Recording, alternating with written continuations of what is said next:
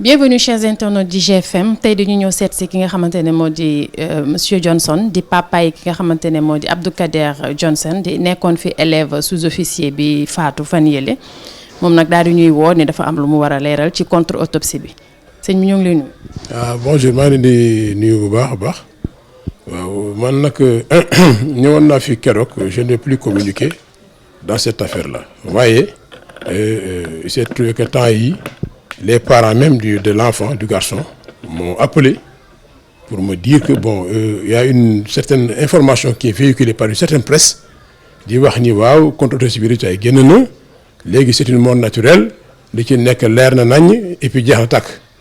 waaw contrairement à ce que son père avait dit. ma ne nag ci loolu aussi ñun suñu wax du ci bari parce que li ñuy remarqué rek moo di benn affaire que d'abord. ñoom li ñu bind presse boobu man xaw ma ko leen yónni xaw ma comment ils ont fait pour accéder à ce document te xaw ma également qui a intérêt à faire passer cette fausse information bi moo di document bi mentionné wul en aucun cas une mort naturelle deuxièmement ñoom ci presse boobu la ñuy wax bind ko ma lire ko c'est un porte-à-faux ak terme rapport d'autopsie bi. presse boobu lan lañ bind. dañuy bind ni rapport d'autopsie dama wax ni c'est une mort causée par une activité physique intense habituelle alors que rapport d'autopsie dafa bind ni cette mort est liée à une activité physique intense inhabituelle. xam nga entre habituel ak inhabituel il y a une différence il y a une grande différence l'habituel relève du naturel l'inhabituel ne relève pas du naturel il faut bien distinguer l'habituel relève du naturel l'inhabituel ne relève pas du naturel donc ñu ngi modifier terme rapport d'autopsie bi contre autopsie bi. léegi contre autopsie bi lan la bind exactement lan la. Ainsi, la cause du décès semble corrélée avec une cardiopathie discrète déséquilibrée par le contexte d'activité physique d'une intensité inhabituelle. mi ngi invité mi ngi nii leer nañ. léegi loolu moo tekki ni kon yow li nga wax moo am. Absolument xoolal rek tirons la conclusion. Tirons la conclusion. Je répète, les termes du rapport d'expertise médico-légale, la contre-autopsie. Ainsi, la cause du décès semble corrélée avec une cardiopathie discrète, déséquilibrée par le contexte d'activité physique d'une intensité inhabituelle. ñoom ñu bind ci seen journaux yi que le contexte d'activité physique est d'une intensité habituelle. On parle français.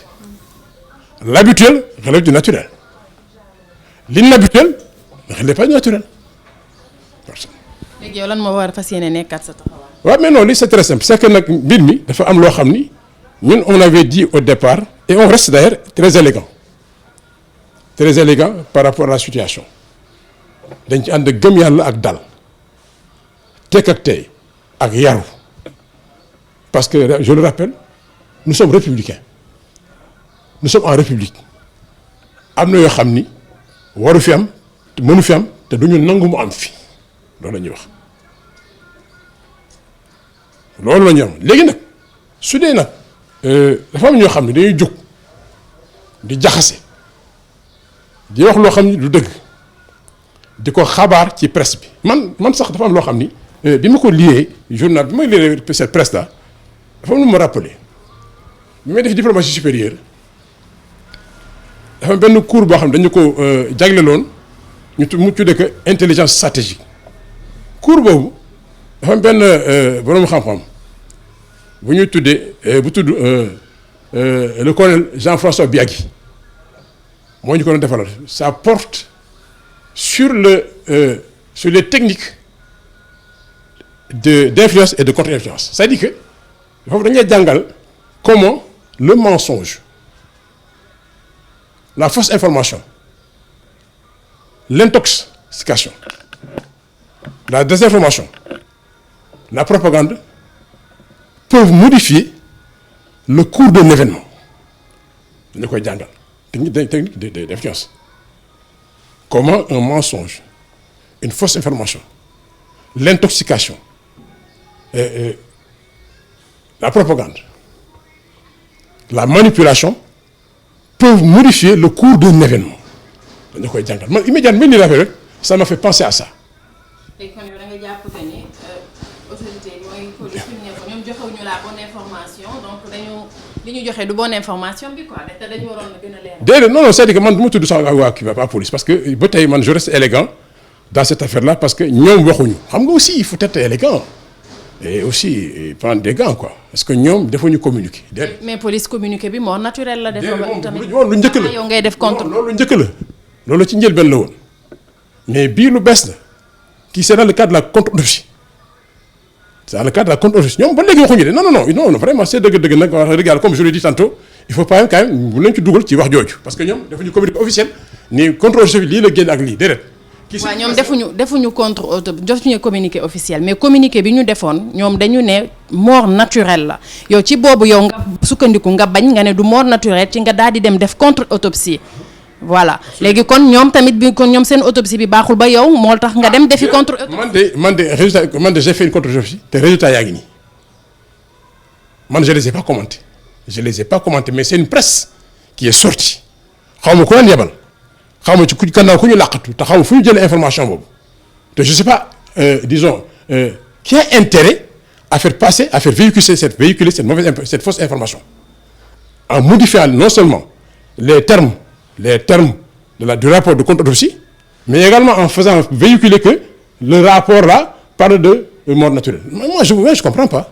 léegi loo fas yéene def da ngay dem ci yoon. non c'est très simple non c'est très simple xam nga affaire bi mooy di affaire xam nga comme je dis tantôt quoi on est en république te am na yoo xam mbir yi boo xam ne boo amee dañ koy saytu moi j'ai le droit de dire écoutez moi je veux aller en justice et je vais en justice justement te comme que nag aucune enquête n'est encore ouverte dans ce sens il est possible de communiquer une chose est sûre li ma gëm mooy te lu leer la lu ma gëm mooy les enquêteurs de ce dossier là lu leer laa wax n'auront aucune difficulté pour reconstituer le puzzle. Nous avons des magistrats compétents, sérieux, intègres, rigoureux et indépendants. Dans cette affaire-là, le droit sera dit. Le droit sera bien dit. gis nañ tamit ci biir ci communiqué bi nga xamante ne moom la police génnee nee nañu kii di Kader Johnson jotul sax dem Thiès ci formation bi. waaw effectivement parce que dafa gaaw quoi parce que moom il est parti le mardi la dem le matin bon ce qui s'est passé le mercredi entre le mercredi jeudi vendredi il est mort dafa gaaw tam non dem fa mën woon dem parce que dafa gaaw du mardi la dugg ce qui s'est passé entre le mardi bi mu duggee matin et le mercredi. jeudi mu dem infirmerie certainement vendredi gars yi jàlle ko fale principal dafa gaaw non il ne mënu woon dem. mais jotul dem formation bi jotul dem Thiès ci manœuvre yeeg yooyu naka la ko. waaw mais non moo tax man la dafa xaw doy waar nag dafa xaw doy waar lool parce que intervalle boobu temps boobu dara war na fa xaj daal waaw intervalle temps boobu dafa am certainement am na lu fa xew loolu nag il faut ñu xool lan la dafa gaaw dugg si salaamaaleykum ni ma salaamaaleykum salaam yaay nu salaamaaleykum nga bëgg daanu non. loolu moo tax ñu ne nag affaire bi dafa mu leer quoi waaw dafa xat loolu te man li ma wax ci kaw civière bi mu tëddee ay roulade ay manœuvre dafa doy waar moom mi laa wax la wax na avant mi demee parce que wax na ak man quoi nee na ma ay roulade la ay manœuvre la bon doy na war diggante bi mu duggee ak diggante bi mu dee dafa xat boo xam ni n'est-ce pas formation xaju fa fa quoi dafa xajul loolu dëgg diggante mu duggee ak diggante mu dee formation xaju fa dafa gaaw lool c'est rapide salaamaaleykum dugg mardi